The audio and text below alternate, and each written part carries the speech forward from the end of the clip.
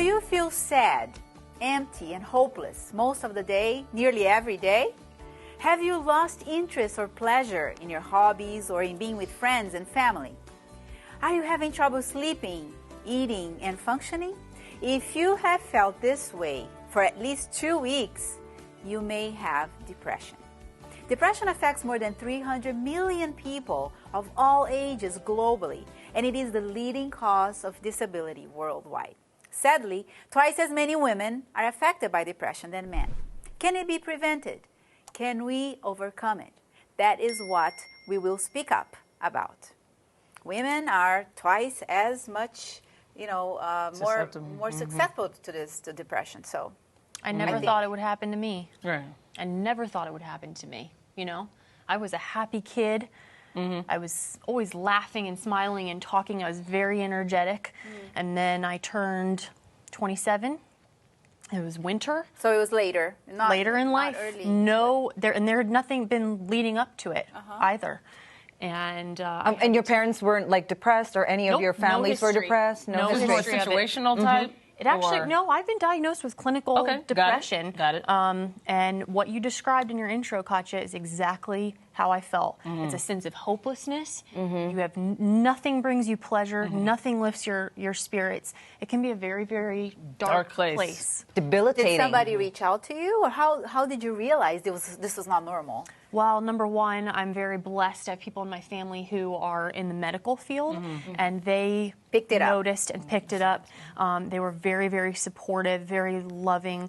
But I got medical treatment fairly soon. I was treated with medication and with counseling, with therapy, and 2 years out, I'm doing really, really well. And with continued therapy, they tell me that I may never experience that again. So you're still taking medication, or you felt, okay, good. So I am. It kind of leveled off whatever it was, and now you have more energy, and you're sleeping better. Right, and now I share about it with anybody who will listen, who I think might be able to benefit from it, because it's a very lonely place. It's a very lonely place. But did you do something else aside from like just taking any medication? Like, did you change your lifestyle, do some more exercise? When you're in the midst of it, when you're right in the middle of depression, you don't want to do anything. You don't have energy. I actually literally, I'll be very honest, my mom would have to help me get up and help me shower. See, she had what we call major depression, which is really, it really impairs you to the point that getting out of bed takes a huge effort.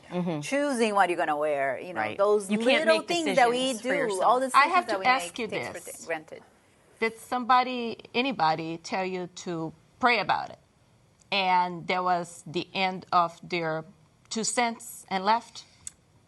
Yes, but I was fortunate that most people said, I am praying for you. Okay. That was what was most powerful in my knew life. they cared. Because when you are in the middle of a deep depression, you don't feel anything. I couldn't pray for myself. You're numb. But I knew that other people were praying for me. And that gave you comfort. And that gave me See, this is so important that oftentimes people don't understand. Somebody that would say, well, if you pray about it, God can change what you're feeling. Because I got that. I got that. You need to pray about it. Yeah. When I have shared with you guys, too, that I went through about a depression. Right. That was 26 years ago. People were not they didn't know as much as they know today. But I was told, pray about it. And evidently, being I choose to believe. I am a believer, but at a time things were so bleak. I was not in a position just to think objectively, let me just pray about it. Thank God that somebody else came along, and I had the experience of losing my father to suicide. So I said, I'm praying about it, but I'm also off to the psychiatrist. You could get help by a professional, and this is very critical. Yeah, unfortunately, there's some myths around depression, and that is one of them, that, if you're a person of faith, if you believe in God, you shouldn't feel depressed. You shouldn't feel bad. And, that doesn't go together. And oftentimes, I remember speaking to an elder at a church. It was a female elder. And she said, I came to the point almost nearly of killing myself. This is a woman of faith. full of dedication to ministry and praying. And she said, what kept me, actually, in her case, she said, what really kept me from doing that was prayer. I was just like hanging on, please help me, Lord. And he gave her strength at that point. She was taking medication, but then they changed medications and everything. And then she felt more stabilized. Right. So it happens with course. people. And when you come out of that and you feel you are, that's a good word, stabilized, then certainly. But when you are in the deep, dark place, you're not yourself. It's just dark. You're not yourself. Yeah, I'm glad that your she was countenance able. changes too. Like your countenance changes. Like when you're in that deep, dark place of depression, if you look at yourself, you look more drawn. Yeah. You know, your face looks drawn, and you're not yourself. You don't want to move and get up and don't say interact with people. That's not possible. Yeah, there's a withdrawal. Yeah. That's the Not other possible. thing. Did you feel like you want to isolate yourself and just be quiet? Because you know what? When you're in that place and people come around, you know what? It feels like pressure.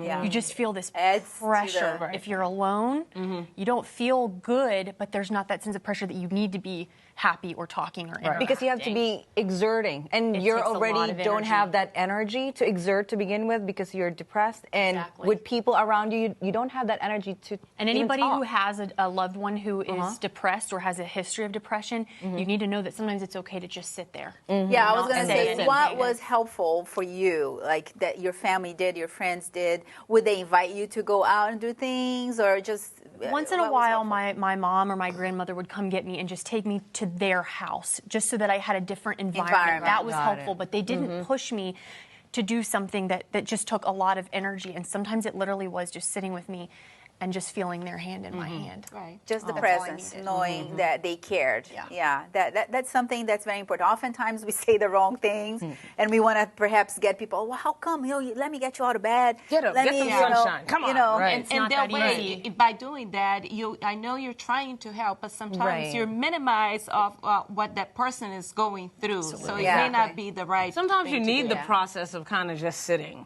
You know, you have to get through certain phases of it. And just But again, I just want to point out for those who are listening, yes, I was just sitting, and yes, they were being quiet, but I was also being treated by a medical professional. Yeah, They weren't just leaving me alone. Right. I was They trying were to happen. actually the proactive, process. and this is something that sometimes we can do too. Is just make sure let's get you to someone who can Yes. help, and even if you don't have the energy to go, sometimes someone like you who is willing, you can actually get help that way. So we have with us today an expert that can help us answer some of the questions we have on depression. This is Dr. Julian Melgosa. He is a psychologist, an educator, and an author. Dr. Melgosa, thank you for being with us today.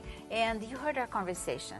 Oftentimes, people may have a difficulty differentiating depression from just being sad or having a season of sadness in their life. Can you help us differentiate? How do we know the difference between the two? Well, everybody is subject to some sad days Yeah, you and wake up sometimes, right? feelings and experiences that make you feel bad. That's not depression. Depression has to stay the whole day for several days, up to at least 2 weeks, with a set of symptoms, and that is when depression happens. However, there can be just a few symptoms, less than necessary to diagnose, but that is a attention calling message so that you do something about it. So before it what goes. are, say, the hallmarks, like top 4 or 5 symptoms that people should look for, maybe the most common ones? Yeah, well, it has to be some deep sadness that remains with you most of the day, the whole day for that is a feature one, as well as loss of interest for anything that normally interests you. Okay. One of those two, and then needs the other 5, and there are listed 9 in the DSM-5. So things that have to do with eating behaviors, eating too much, eating too little, losing weight, gaining weight, sleeping problems, either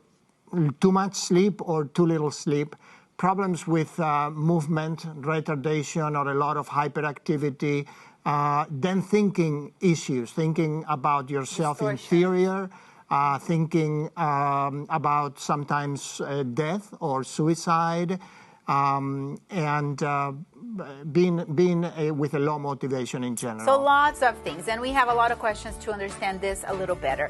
We are going to take a short break, but when we come back, our SpeakUp friends will join me, and we will ask more questions about depression to Dr. Melgosa. So don't go away. We are speaking up about depression, and Dr. Julia Melgoza is helping us today. Dr. Melgoza, you mentioned several symptoms that can be very helpful for us to identify. You said lack of pleasure and a deep sadness without explanation. Tell me something. If somebody loses a loved one, they may also feel that way. How can we differentiate depression from just the loss of a loved one or grief? It is very similar, and only up until the latest edition of the DSM-5, it has been allowed to make the diagnosis of depression after the loss of a dear one. Now it is permitted. It used to be that it was either one or dismissed. the other. It was dismissed. You know, if the symptoms are right after they lost, you don't count as depression. Now there are differentiating factors. So it's not just that there's no cause. There could be a cause, like you lost a loved one, and you still go through those symptoms. Then you can still be experiencing depression. Yes, in fact, a very classic and also useful definition of depression is a loss. Whenever you lose something, it can be something material. You can lose your house in a fire, or you can lose your job. Your job. You can lose something material, but also if you lose face in some cultures. That is big in Asian cultures, and you're from the Philippines. Some of or you may lose your dignity, and that may initiate depression. So it doesn't explain everything, but it's a useful definition as loss. So loss is a cause. Now, for women, as we were saying earlier, it looks like we are twice as much kind of vulnerable or increased risk for depression. Right. Why? Is that causes? There are causes that have to do with social factors, and that's probably the most important one. And there are causes that have to do with biological factors. Okay. The biological ones are associated with birth. After birth, the postpartum depression, the menopause time. Because of the change of hormones, a risk time. Yes, because of the change of hormones. But those I don't think accounts for even 20% of the difference. The main difference has to do with how women have to face stress and difficulties and expectations.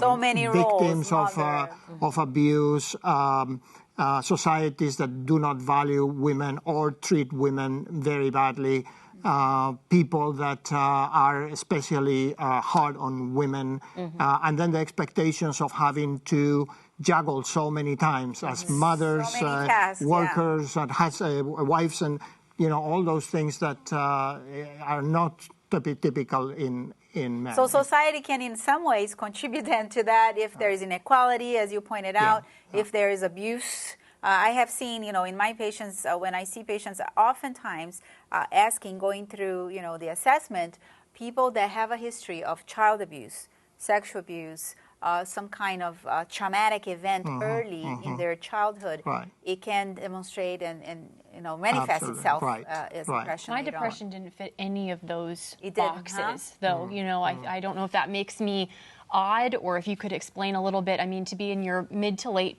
20s and not have anything tragic happen. And like I said, I'd been a typically upbeat person. I don't think there was any concrete logical, this is why this happened. So you said no family history? No family history. Is it also like hereditary? Yeah, it is hereditary. But it doesn't have to be all the time, right? No, it doesn't have. It's a matter of risk. What level of risk do you have? Obviously, you don't know of any, and things happened.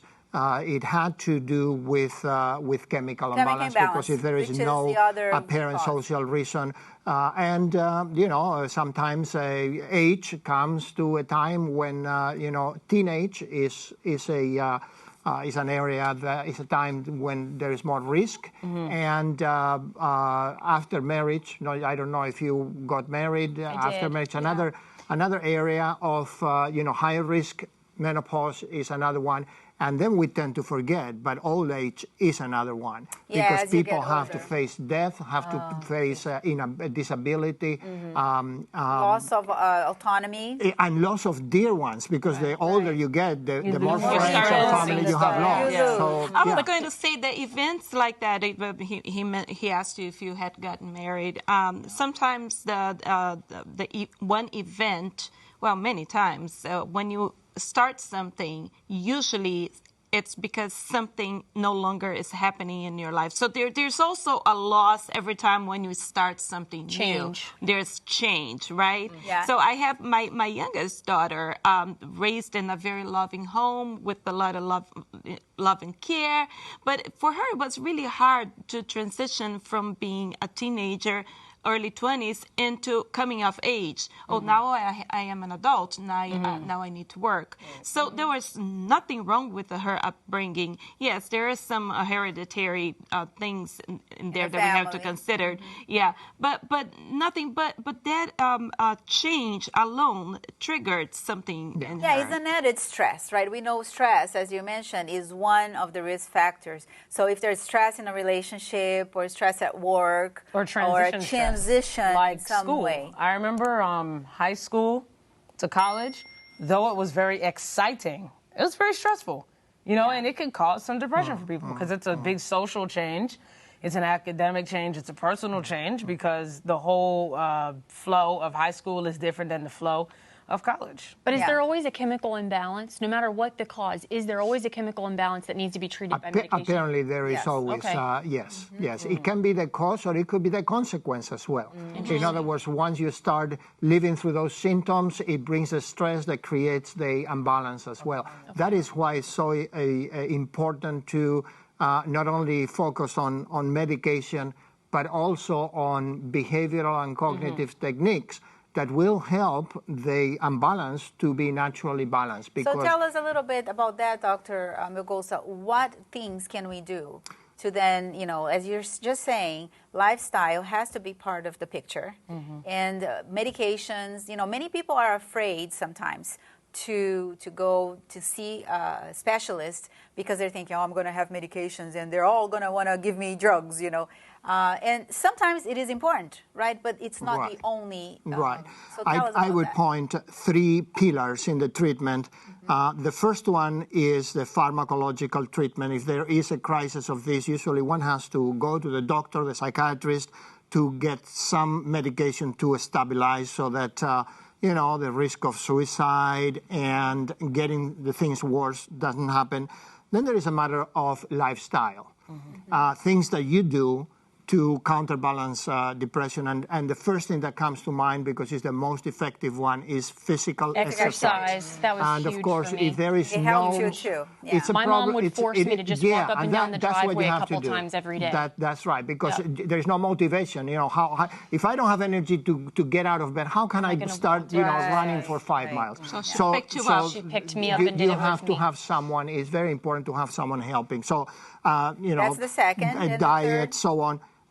The second, and the third one would be psychotherapy. So, the cognitive behavioral therapy is the most effective for depression, has been found to be effective in nearly 80% of the cases, and it has to work with the way you think and the way you act, and you govern your behaviors. And you learn various strategies of thinking. It has been discovered that people under depression have a peculiar thinking style, being negative, being anxious, judging things out of proportion, perfectionism, and those things have to be corrected. The moment you catch yourself thinking in those ways, you have something prepared to substitute. You have already something in place, and that is very useful. Thank you so much, Dr. Milgosa. So we know there are 3 things that we can do to have hope and overcome depression. Thank you so much, Dr. Milgosa. For more information, visit our website, hopetv.org/speakup. There you can find more resources and also download our SpeakUp notes on depression. This is an easy resource to share with your friends and with your family. Also, send us your comments and your questions. Keep the conversation going with us on Facebook. When we come back, the Word of God will speak up on the teaching. Stick around. We are speaking up about depression and how to recognize and treat it. So that was a very interesting conversation. We discussed different things related to treatment. Now, both of you shared that you have had that. How did that work for you? Medication, did you have any side effects? How you deal with it, right? Yeah. I think Sarah had to switch more than once, didn't you? To find the right... actually, right off the bat, it worked for me. The very first antidepressant I tried, it really worked for me. Within 2 weeks, usually takes longer than that. Yeah, usually we say a month, but I was back to myself. And I started going to therapy, and I was feeling so well. And I said, I ain't got time for that. I need to take care of my baby. But it worked really well. And worked well for a while, and I said I'm going to wean off of it, and I wasn't able to because of it being a chemistry. You have some side effects when you start weaning off of it. So I wasn't able to. I waited a few more years, and then I tried again, and then menopause came in, and I said, okay, menopause fixed it all. Fixed it all. Did it? No, it did not. Oftentimes, many women feel more depression. Right, exactly. Yeah, menopause came, and I came with the 20 extra pounds. I said I don't like that, so it correlated with the antidepressants may help you to gain But let's weight. be honest, any side effect from a medication, I'm sorry, cannot be worse than being in that mindset. State of mind. So sometimes it's worth it to give it some time and you want to work with your doctor. Very important. But there may be some side effects, but they're not going to be any worse than being in feeling those the deep dark symptoms. space of depression. When I counsel patients on that, sometimes it takes a little longer than 2 weeks, than a month. Sometimes you do need to change medication because of the side effects. I have patients sometimes that they are not sleeping because of the medication, so that might be a different medication. That happened to me. I'm taking a medication that most people would take during the day in the morning. I take mine at night. My doctor had never seen that before, but we're all different. That's what it You've worked got for to you. work with your doctor. So and the only thing what is you have works. to be patient. That's right. And don't give up and say, oh, I started this medication, I'm not feeling better, let me just stop it. It doesn't work. No. As you said, go to your doctor, talk to your doctor. If you're watching us today and you've tried more than one medication, just be patient. And give it time, and maybe if needed, you can always switch. There are many medications nowadays with very minimum side effects. And when you're ready and you try again with the help of a doctor, you do it along with the professional. Right. You will be able to. After 26 years, I was able to wean off my medication. So you're no longer taking it. So no, I haven't. Yes. I would not, and it was really a wonderful transition because I had no side effects. And so I am a proponent of taking the medication when you need it, and I'm a proponent of saying, when you feel that you're ready, along with a professional, you can make a decision to stop. Exactly. And the other thing too, and I don't know if it happened to you, remember he also mentioned the lifestyle. So if you also add, once you start feeling better, if you add to your routine, if you were not already, exercise daily, sleep, coordinate your sleep patterns because that can also impact your chemistry in your brain. Some foods, make sure you have a nutritious diet, not junk food. And I think that's where people can help the most. If you're sitting out there and wondering, I know someone like this, I have a friend, I have a spouse, what can I do? Cook. Cook for them. Healthy foods. Healthy foods. Yes. And when they're ready, help them get outside. And like I said, all my mom did was make me walk up and down the driveway several times. That was it. But it was being out in that fresh air and just moving a little bit that lifted my spirit. Yeah. And then lastly, he talked about the power of positive thinking. And I think some people think that's cliche and that it doesn't work. It does. When you go through therapy and you understand that as a negative thought comes in, you very quickly say, no, I know that's not true. This is what's true. Yeah. And the Bible helps us to do that, doesn't it? It does. What I was just about to say was playing certain music or pumping certain things into your mind. The audio Bible is one, then there's certain inspirational music that can help you as well. But the Bible obviously speaks on how the Lord cares, how the Lord is interested. And He corrects our thinking. He corrects our thoughts. He is interested at all points in our lives. And so, Erica, since this is such a dear subject to you, can you share our verse? Yeah. It's Psalm 34:17, and it says, "The righteous cry out, and the Lord hears them. Yes. He delivers them from all their troubles. And I certainly know that to be true. So you experienced that. I find it beautiful because, as you were saying, you know, the positive thinking, you know, the correction of the distortions in our brain, the Bible, the Holy Spirit is the one who teaches what? All truth, what we really should believe, and what are true thoughts. And it can help us to then focus on things that are of virtue, things that are, as in Philippians, you know, that other beautiful verse that said things of praise, you know, that is what you should focus your mind to. And God is certainly willing and there with us. And if you allow Him, if you allow Him and you're open to it, He will also use whatever you've been through, He will use it for good and to touch other people. When I share my story, when I share my story with girls who are really struggling and feeling really down, and they think she went through that, because there's nothing like hearing a story from someone who's lived it. So if someone else says, "Oh, you can make it, don't worry," they're like, "Well, you don't know what this feels like." Right. But hearing it from one of you who's like, "I have been in the darkest place. I know it. I went through then it. It speaks up loud and loud. Speaks It was volumes. a great discussion. If you are experiencing signs and symptoms of depression, such as deep sadness, lack of pleasure, sleep disturbances, or you're disinterested in prayer, you have lack of concentration reading your Bible, or for no reason you seem to have lost pleasure in things you used to enjoy, talk to your health provider for an evaluation. Remember, there is hope for depression. Visit our website as well. There you'll find resources and you can download our SpeakUp notes on depression. You can do a self-screening test and find out if the symptoms you have are indeed related to depression or not. Share that SpeakUp notes with your friends and with your family. If you would like prayer, prayer partners are available to pray with you. Call 1-888-446-7388 and keep the conversation going with us. We'd love to hear your story. Send your questions. We will see you next time to speak up on issues that matter for your whole health and your happiness.